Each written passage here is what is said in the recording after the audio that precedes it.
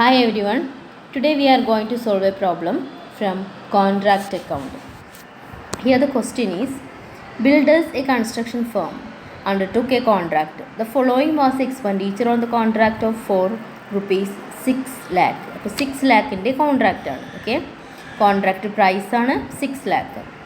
Material issued to contract 1,02,000. Plant issued for the contract 30,000. Wages rupees 1,62,000. Other expenses 10,000. ഇത്രയും expenses നമുക്ക് എന്ത് ചെയ്യണം? Debit ചെയ്യണം.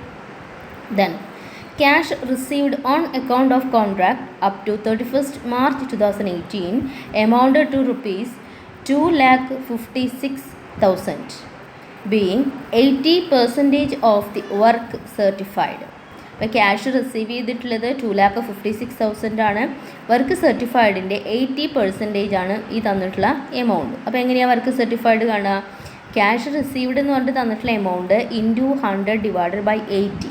Okay, then of the plant and material charged to the contract, plant costing rupees 3,000 and material costing rupees 4,000 were lost.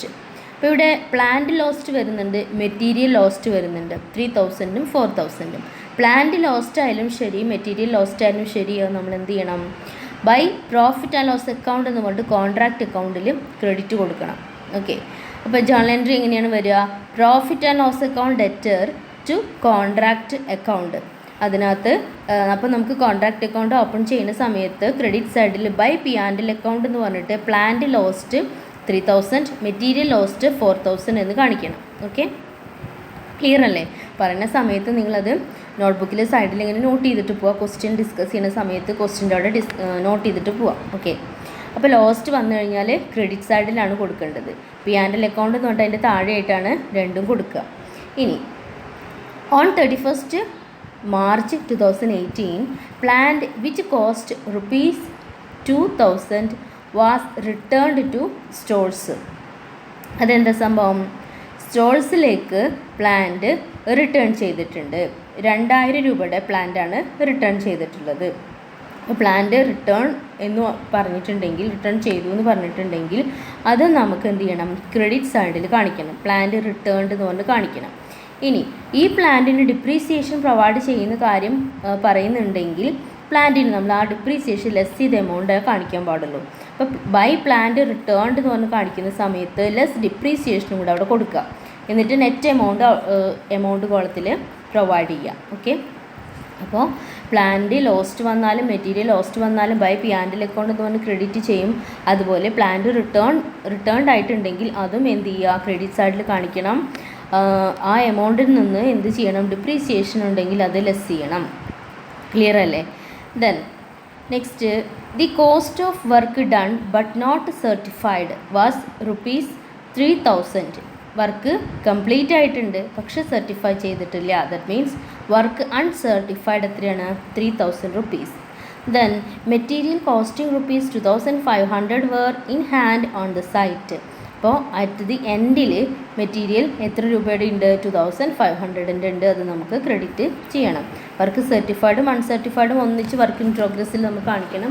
By work in progress എന്ന് പറഞ്ഞിട്ടാണ് കാണിക്കേണ്ടത്. Okay, ഇനി അടുത്തത് എന്താ പറയുന്നത് നോക്കൂ. Provide 10% depreciation on plant, reserve 1/3 of the profit received and prepare contract account from the above particulars. Depreciation ഉണ്ട്, 10% ആണ്. ദെൻ പ്രോഫിറ്റിൽ നിന്ന് റിസർവിലേക്ക് മാറ്റി വയ്ക്കുമ്പോൾ 1/3 പോർഷനാണ് മാറ്റി വയ്ക്കേണ്ടത്, റിസർവായിട്ട് ക്യാപ്റ്റ് ചെയ്യേണ്ടതെന്ന് പറയുന്നുണ്ട്. അത് നമുക്ക് ഓട്ടോമാറ്റിക്കായിട്ട് അറിയാൻ പറ്റും. കോൺട്രാക്റ്റ് എത്ര രൂപയുടെ കോൺട്രാക്റ്റാണ് നോക്കുക? 6 ലാക്കിൻ്റെയാണ്. എത്ര വർക്ക് സർട്ടിഫൈ ചെയ്തിട്ടുണ്ട് നോക്കുക. അപ്പോൾ എത്ര പെർസെൻറ്റേജ് ആണ് നോക്കിക്കഴിഞ്ഞാൽ നമുക്കത് അറിയാൻ പറ്റും. ഇനി പ്രോബ്ലത്തിലേക്ക് പോവാം. അപ്പോൾ ഓരോന്നും ഡിസ്കസ് ചെയ്തത് ക്ലിയർ അല്ലേ? Contract account for the year ended 31st March 2018 date കൊടുത്തു. ഡെബിറ്റ് സൈഡിൽ material, plant, wages, other expenses നമ്മൾ ഡിസ്കസ് ചെയ്തതാണ്. ഈ ഐറ്റം എല്ലാം നമ്മൾ എന്ത് ചെയ്തു? ഡെബിറ്റ് ചെയ്തു. എക്സ്പെൻസസ് ആണല്ലോ. ഇനി ക്രെഡിറ്റ് സൈഡിൽ നമ്മൾ ആദ്യം ചെയ്യേണ്ടത് എന്താണ്? By work in progress. എന്നിട്ട് വർക്ക് സർട്ടിഫൈഡും എഴുതണം, വർക്ക് അൺസർട്ടിഫൈഡും എഴുതണം. വർക്ക് സർട്ടിഫൈഡ് എങ്ങനെയാണ് എഴുതേണ്ടത്? ക്യാഷ് റിസീവ്ഡ് 2,56,000 ആണ് അല്ലേ, അത് ഇൻറ്റു 100 ഡിവൈഡഡ് ബൈ 80 ആണല്ലോ. വർക്ക് സർട്ടിഫൈഡിൻ്റെ 80% ആണ് ക്യാഷ് റിസീവ് എങ്കിൽ ക്യാഷ് റിസീവ് ഇത് നമ്മൾ 100%ലേക്ക് കൺവേർട്ട് ചെയ്യുമ്പോൾ ഇൻറ്റു 100 ഡിവൈഡഡ് ബൈ 80 ചെയ്താൽ മതിയാവും. 3,20,000 കിട്ടി. Work uncertified already given in the problem, that is ₹3,000. അപ്പോൾ ടോട്ടൽ എത്ര വരും വർക്ക് ഇൻ പ്രോഗ്രസ്സിലേക്ക്? 3,23,000. ക്ലിയർ ആണല്ലോ. ദെൻ നമ്മൾ നോട്ട് ചെയ്ത് വെച്ചിട്ടുണ്ട് പ്ലാന്റ് ലോസ്റ്റും മെറ്റീരിയൽ ലോസ്റ്റും ഉണ്ട് അല്ലേ. By P and L account plant lost material lost 3,000, 4,000, that means 7,000. Then plant returned not ചെയ്ത് വെച്ചിട്ടുണ്ടല്ലോ. Less depreciation 10%. പ്ലാന്റ് റിട്ടേൺ ചെയ്ത് എത്രയാണ്? 2,000. 10% ഡിപ്രീസിയേഷൻ 200, ദാറ്റ് മീൻസ് 1,800.